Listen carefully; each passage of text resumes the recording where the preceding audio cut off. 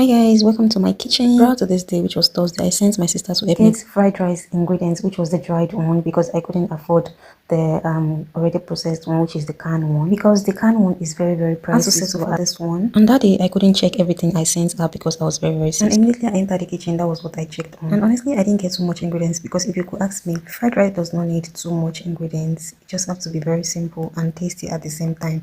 And just like you're saying in the video, I got carrot, I got green peas, I got red kidney, dried one, as you can see in the video. So after checking everything I sent her, immediately I went to boil the dried ingredients, because it has to be boiled. And in fact, I also added potash, which is corn, to it, so it can be done quickly. And tell me why this thing spends almost 2 hours to be soft, honestly speaking. I had to leave it on the fire and went ahead to do some other things. While the dried veggies was on the fire, I went ahead to cut all the other veggies, which is the carrots and green peas and also onions.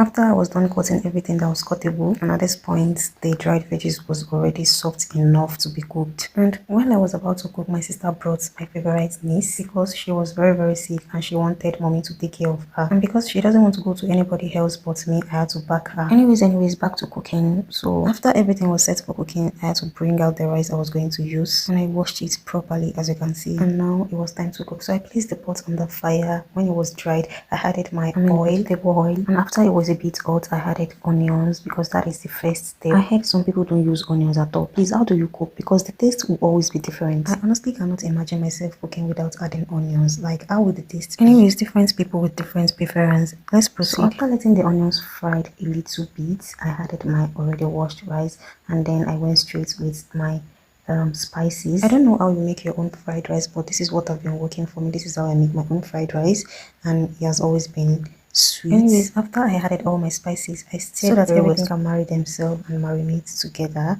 Marinate, what's the difference? Anyways, adding the spices doesn't mean the rice has fried to the consistency I wanted, because there is still a bit water there, so I had to wait a little bit. And after it was fried very well, I added water. I didn't add too much water, because honestly, rice doesn't need too much water. You just need things to be done, so you want to be careful while adding your water. So after I added the water, I went in with my seasoning cubes, and I mixed everything together, because the seasoning cube is very hard, so I want the water to soften it. And then I cover it to steam. If you are wondering if I added salt, no, I didn't, because all the spices I added already contained salt and even seasoning cubes, so you want to be careful while adding your Maggi and salt, because at the end of everything you will still have to adjust the taste. So for now, let's keep going. So after checking on the rice, I realized it still needed a little bit water, so I added it and I didn't cover it, and I used nylon to cover it so it can steam very well. And voila, our rice is soft enough.